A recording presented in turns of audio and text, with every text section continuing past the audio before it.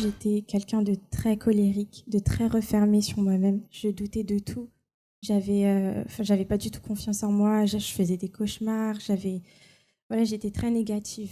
Et même à l'école, j'avais pas de résultats positifs à l'école.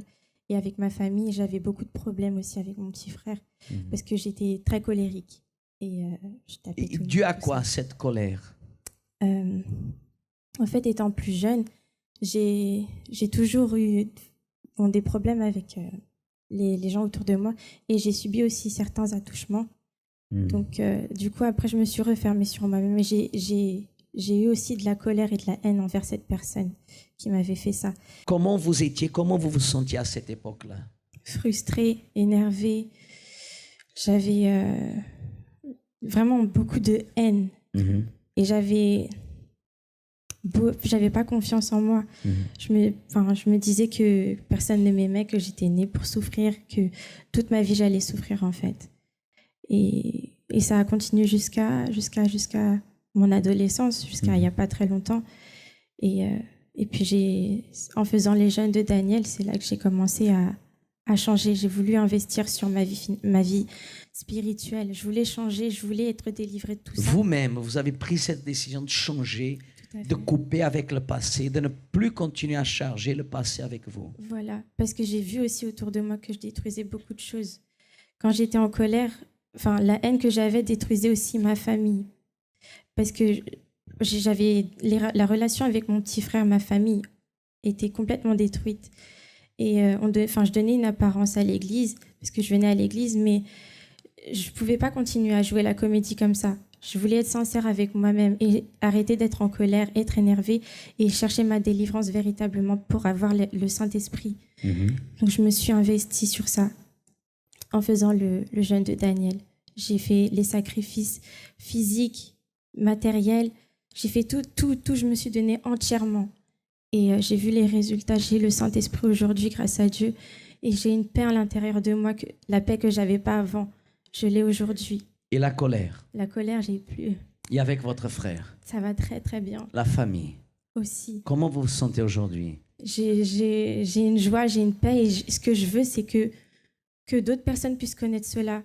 Je suis tellement bien avec moi que j'ai envie de partager, j'ai envie de donner l'opportunité à d'autres personnes de connaître ce que j'ai connu. Ça vaut la peine, ça ne vaut pas la peine de sacrifier, de se donner, s'investir? Il faut, franchement, il n'y a que ça. Si on veut vraiment connaître la vraie paix, le vrai résultat positif, il faut se donner à fond. Il faut s'investir au maximum. Qui a fait ça dans votre vie? C'est Dieu. Amen. Que Dieu vous bénisse. Alors, Olivia, félicitations. Bienvenue à toutes et à tous dans cette nouvelle émission. J'aimerais, à travers les témoignages d'aujourd'hui, vous montrer, vous prouver qu'un problème n'est pas un point final à notre vie. Tout dépend de l'attitude que nous prenons face à ces situations. Parfois, un problème peut être un point si nous le voyons comme infranchissable, si nous baissons les bras, si nous nous décourageons, si nous laissons le désespoir nous envahir. Mais lorsque nous regardons de l'avant, lorsque nous confions et lorsque nous cherchons l'aide du Créateur, alors un problème ne sera jamais un point final. Il peut être une pierre sur votre chemin, mais est-ce qu'une pierre sur votre chemin vous a déjà empêché d'avancer? Est-ce qu'une pierre sur la route ou sur le trottoir vous a empêché d'atteindre votre objectif? Bien sûr que non. Bien, ce problème que vous êtes en train d'affronter ne vous empêchera pas non plus d'arriver à votre objectif. Nous allons suivre aujourd'hui le témoignage d'Angela. Soyez attentifs. Avant d'arriver au centre d'accueil, j'étais une fille très haineuse. J'avais beaucoup de haine contre mon père. Parce qu'en fait, le fait qu'ils se sont séparés avec ma mère et que mon père a commencé à avoir une nouvelle femme et des enfants, il ne venait plus souvent me voir. Ni le week-end, pendant les vacances, il ne venait plus me chercher. Et moi, je me posais souvent cette question. Qu'est-ce qui se passe? Où est mon père? Pourquoi? Est-ce qu'il m'a abandonnée? Est-ce qu'il m'aime? Et en plus, il y avait des gens autour qui parlaient mal contre mon père. Et moi, vraiment là, j'ai dit, bon, c'est fini, je vais arrêter de souffrir. Parce qu'à cause de ça, je souffrais beaucoup. Je pleurais tout le temps, pour un rien. À l'école, je me retrouvais à pleurer et comme j'étais faible, mes camarades, eh ben, ils se moquaient souvent de moi, surtout. Et moi, j'ai dit c'est fini, je vais arrêter de souffrir. Et ben, j'ai commencé à avoir de la haine contre lui. Et cette haine, en fait, ça se montrait très vite. Par exemple, à l'école, je me bagarrais souvent qu'avec les garçons. C'est qu'avec les garçons que je me bagarrais. Et j'exprimais en fait cette haine aussi avec la danse. Avec la danse, je faisais aussi du basketball. Dans les matchs de basket, c'est là où je me donnais à fond. Et c'est ça en fait. J'ai connu aussi les boîtes de nuit. Parce qu'en fait, le fait que j'oublie mon père, eh ben, ça n'a pas en fait comblé en fait. C'est-à-dire, j'avais un mal à l'intérieur de moi. J'étais très mal, j'avais une solitude en fait et je me sentais seule. Donc, je détestais être seule. Donc, ça faisait que tous les week-ends, j'allais en boîte de nuit très tôt et je montais sur mon âge. Et c'est comme ça que j'ai commencé à rencontrer les garçons et j'étais aussi très méchante avec eux, avec les garçons que je rencontrais. Donc, ça faisait que ça se finissait très vite. Et donc, quand est-ce que ça a changé? C'est que quand une amie à moi, qu'on allait souvent en boîte de nuit, qui m'a abandonnée, c'est-à-dire dans le sens elle a eu elle aussi des petits copains et elle était trop présente avec moi. Et c'est là en fait que je me suis revue comment j'étais avant. Parce que j'ai fait tellement d'efforts en fait pour enlever cette solitude-là. Et comme ça n'a pas marché, eh ben, je me suis retrouvée face à moi-même, dans ma réalité. Et c'est là où j'ai fait une seule prière. Mon Dieu, je suis fatiguée, dirige-moi. Vous n'avez pas réfléchi aux conséquences. Pour cette raison, vous êtes ici. Emprisonné à cause des choses dont vous pensiez qu'elles vous rendraient heureux. À cause d'addictions nocives, des relations perdues et des finances détruites. Votre pensée se retrouve prisonnière de vos échecs et de vos frustrations. Sachez que si vous désirez changer votre situation, le centre d'accueil a ses portes ouvertes tous les jours pour vous.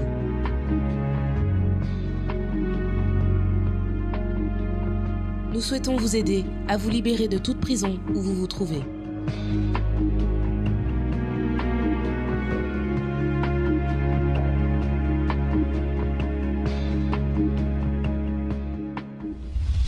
À l'image d'Angela, beaucoup de personnes sont dans une fuite en avant. C'est-à-dire qu'ils essaient de résoudre des problèmes, mais en créant d'autres problèmes, en fuyant le problème, en pensant s'éloigner de ce problème, de cette difficulté. Beaucoup de personnes se lancent dans les bras d'un autre problème, d'une autre difficulté. Et seul un esprit équilibré, seul un esprit éclairé, une pensée éclairée peut nous aider à prendre les bonnes décisions. Jusqu'à présent, Angela ne prenait pas les bonnes décisions. Comme je parlais, c'était une fuite en avant, fuir un problème et se jeter dans les bras d'un autre problème. Mais arrivé un moment dans sa vie où, par l'intermédiaire de sa maman, elle a été invitée à participer à une réunion au centre d'accueil. Et nous allons continuer alors à suivre son récit, son témoignage. Soyez attentifs. J'ai connu le centre d'accueil en fait à travers ma mère.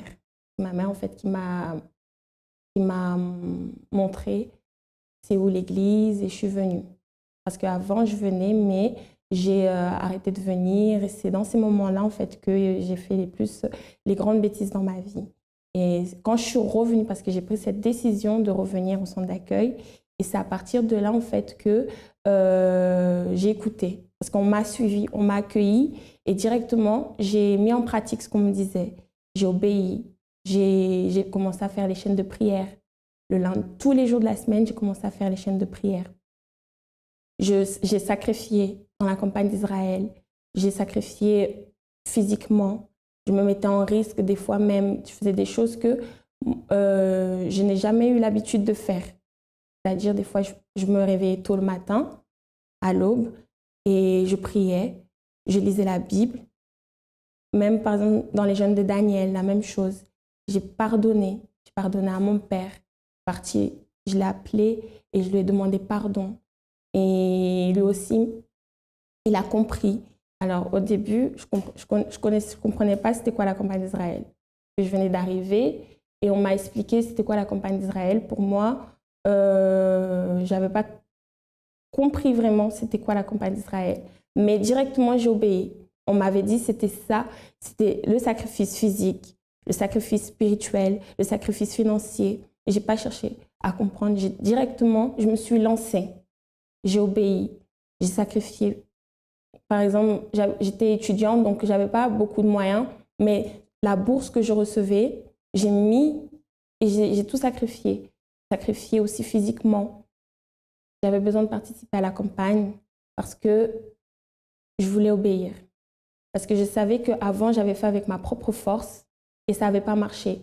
Alors là, directement, comme j'ai su que ma solution, c'était ici, alors j'ai obéi. En fait, on ne m'a pas obligée à participer. Le pasteur, ceux qui étaient là, ils ne m'ont pas obligée. Ils ont parlé pour tout le monde. Moi, j'ai regardé ma vie et j'ai vu que ma solution, c'était d'y participer.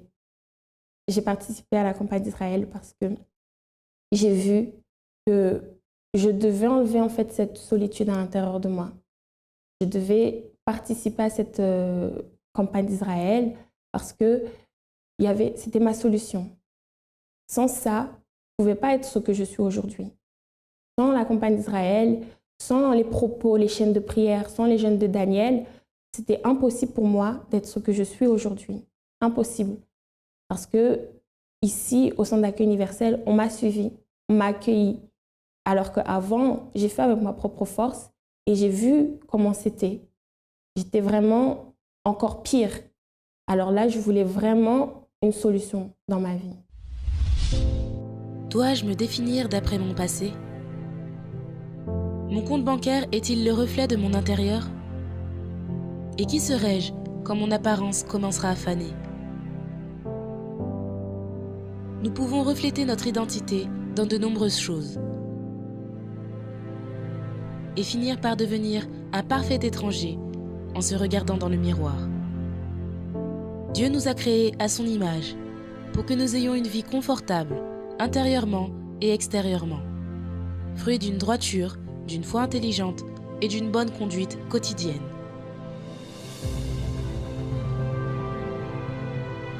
Participez à l'une des conférences du centre d'accueil et ayez une vie transformée.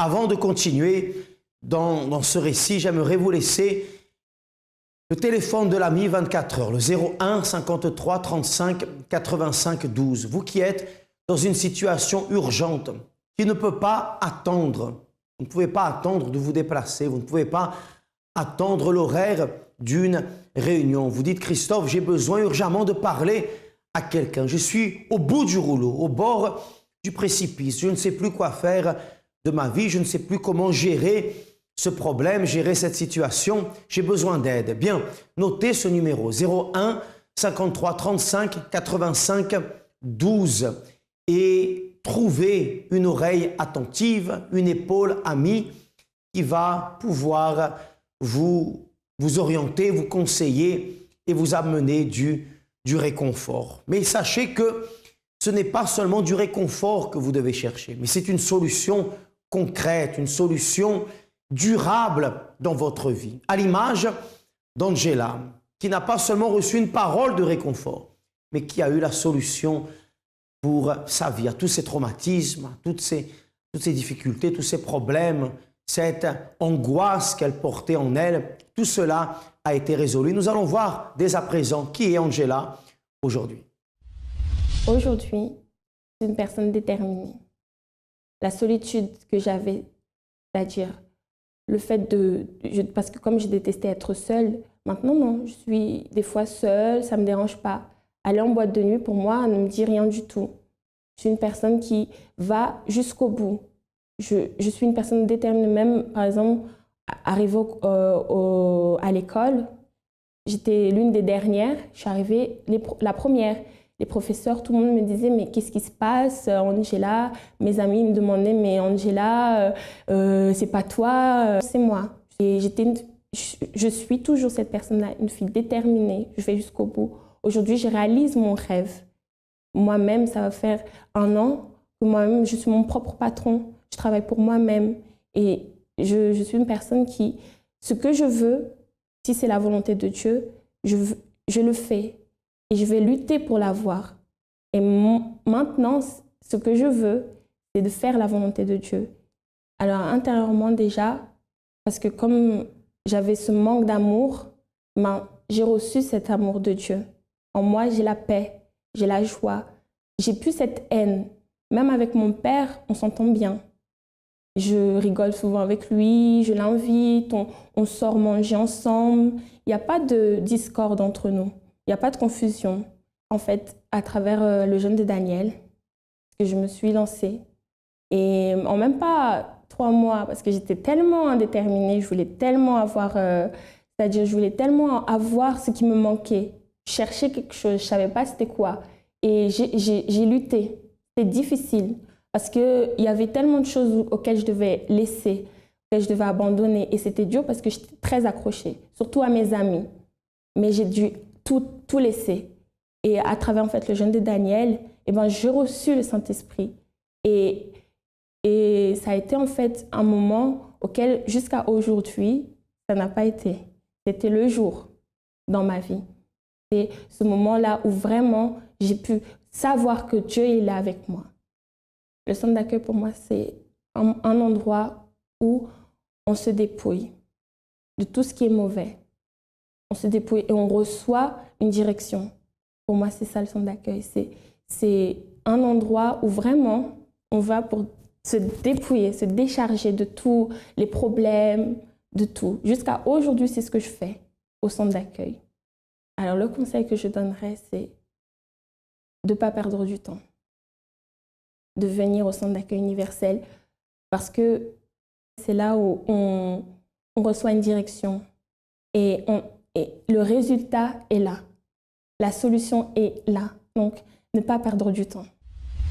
Voici une preuve supplémentaire qu'il fallait d'autres preuves. Que lorsque la personne cherche le bon conseil, la bonne direction, alors tout change.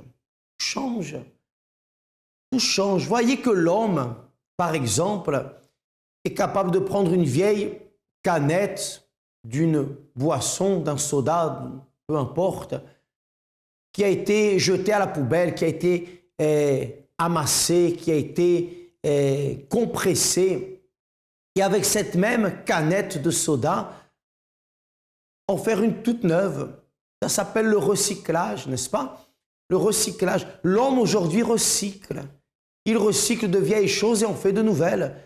Dieu veut prendre cette vieille vie qui est la vôtre, cette vie toute cabossée, cette vie toute usée, toute sale, apparemment inutilisable, inutile. Et il veut recycler cette vie, il veut faire de cette vie une vie toute neuve, une apparence nouvelle, non seulement une apparence, mais un contenu nouveau. Et pour cela, il a besoin de votre autorisation. Pour cela, il a besoin que vous lui ouvriez votre cœur, que vous ouvriez votre intelligence, que vous compreniez que c'est pour votre bien, que c'est pour votre bien. Dieu ne veut rien prendre que vous ayez. Non, Dieu ne veut rien prendre qui est à vous, mais il veut au contraire vous donner ce que vous n'avez pas. Et lorsque les personnes commencent à comprendre et à penser de cette manière et qu'elles font un pas dans sa direction, alors leur vie change. La vie d'Angela a changé, votre vie également peut changer. Et pour preuve, nous allons accompagner encore un autre témoignage. Soyez attentifs. Avant d'arriver au centre d'accueil, j'avais beaucoup de problèmes dans plusieurs domaines en fait. Financière, famille. Dès mon plus jeune âge, j'ai été abusée par quelqu'un de proche de ma famille. Et à cause de ça, j'avais la haine, rancune, tout ça, et je n'arrivais pas à pardonner du tout. Et j'avais la haine contre beaucoup de personnes, juste à cause de ça. Même si donc, les personnes, ils m'ont rien fait. Mais juste à cause des faits, en les voyant, tout ça, j'ai pensé à ça. Je Je peux juger les personnes, surtout les garçons. Je pouvais dire oui, ça se peut qu'il est comme ça se peut, lui, il a fait ça aussi. Je commence à juger la personne. Il y a des moments où il fallait que je m'enferme toute seule parce que c'était trop dur en fait. C'était trop dur à supporter, c'était trop dur à parler, c'était trop dur à m'exprimer, tout ça. Et c'est pas... on ne peut pas parler ça comme ça. La douleur, c'était inexplicable. J'avais pas de papier, j'avais pas de maison, je travaillais, mais c'est comme si je travaillais pas. J'étais là, comme ça. La santé, j'avais un problème de menstruation, en fait. Depuis à l'âge de 14 ans, quand j'ai eu mes règles, c'était toujours les 15, 8 jours, plus, pas 5 ou 3 jours normalement. Ça devait être 3 jours, 4 jours, mais pas plus. Mais moi, c'était 15, 8 jours. Tout le temps, c'était comme ça. Tout le temps, c'était comme ça. Ça me fatiguait beaucoup. Tout le temps, à cause de ça, j'étais anémie, manque de fer. Tout le temps, j'étais malade. À l'intérieur de moi, il y avait trop de haine. Il y avait la haine, il y avait la souffrance, il y avait la colère, il y avait la rancune. Je me suis renfermée sur moi. Et ça, je ne partageais pas à personne parce que je me dis, bon, ça, c'est pas le problème des gens, c'est mon problème à moi. Et j'ai gardé pour moi. Tout ça, c'était à l'intérieur de moi. J'ai été invitée par une copine à moi. Comme elle savait que je travaillais tout le temps, elle m'a dit il y a une église, c'est ouvert tous les jours. Et je vais montrer c'est où. Elle m'en a expliqué et c'est là que je commence à venir. Pour mes papiers, quand je suis arrivée, je commence à faire le chaîne de prière, tout ça. J'ai dit mais je travaille, mais c'est pas sur mon nom. Ça veut dire là, je ne dois pas accepter cette situation. Et du coup, j'ai été au travail. J'ai dit bon, je vais dire la vérité. J'ai été voir mon patron. J'ai dit oui, voilà, j'ai travaillé, mais c'était pas sur mon nom. Et là, il m'a vu, il a dit, bon, ça fait un moment que vous êtes avec nous, tout ça. Je veux vous prendre un avocat, tout ça. J'avais fait la campagne d'Israël et j'ai persévéré jusqu'à ce que, après la campagne d'Israël, là, j'ai dit non, c'est tout ou rien. Et là, j'ai eu mes papiers, tout ça. Par rapport à ce jeune de Daniel, j'ai pris conscience. Il fallait que je pardonne. C'était le moment pour moi, pour me libérer. C'était dur, mais c'était la chose à faire. J'ai réussi à pardonner. Ça m'a libérée. Ça m'a libérée d'un poids que je portais depuis mon enfance. Et moi, je pensais que quand je pardonnais pas, je me faisais du bien, mais non, je me faisais du mal. Ce que j'ai vécu, j'ai sorti ça sur la personne. Chaque personne, surtout un garçon que je vois devant moi, c'était la personne qui m'avait fait ça. Même si la personne n'a rien fait, mais j'ai fait payer à la personne. C'était pas bien, mais j'arrivais pas à me contrôler en fait pour faire autrement. La souffrance qui était à l'intérieur de moi, c'était ma façon de m'extérioriser en fait. Maintenant, j'ai pardonné à l'intérieur de moi, non, ça n'a rien à voir du tout. C'est plus colocation, problème, tout ça. J'ai mes clés, je rentre. Par rapport à ma santé, en fait, comme j'avais problème de menstruation, et maintenant, j'ai plus ça. Maintenant, j'ai mes règles normales. Et comme tout le temps, j'étais vraiment toujours fatiguée pour des médicaments, pour trucs. Et là, ça va mieux. La Bible contient la pensée de Dieu, la condition de l'homme, le chemin du salut, la défaite des méchants et la joie de ceux qui croient en elle. Ces doctrines sont saintes. Ces préceptes sont pour toujours. Ces histoires sont véritables. Ces décisions sont immuables. Lisez la Bible pour être sage. Croyez en elle pour vous maintenir en sécurité. Pratiquez-la pour être saint. Elle contient la lumière qui donne la direction. C'est l'aliment pour fortifier les faibles, l'appui pour élever le déchu. Elle est la carte du voyageur, le bâton du pèlerin, la boussole du marin, l'épée du soldat, la charte du chrétien. Dans la Bible, vous aurez le paradis restauré, les cieux ouverts, et les portes de l'enfer seront fermées. Christ est le sujet principal, notre bien est son objectif, et la gloire de Dieu est son résultat final. Il devrait occuper votre esprit, dominer votre cœur et guider vos pas. Lisez lentement, quotidiennement et en esprit de prière. Elle est une mine de richesse. santé pour l'âme et une source qui jaillit pour la vie éternelle. Elle traite les plus grandes responsabilités. Elle récompensera le plus assidu. Mais elle n'innocentera pas ceux qui rejetteront ses conseils sacrés. Priez avec elle. Lisez tout et partagez.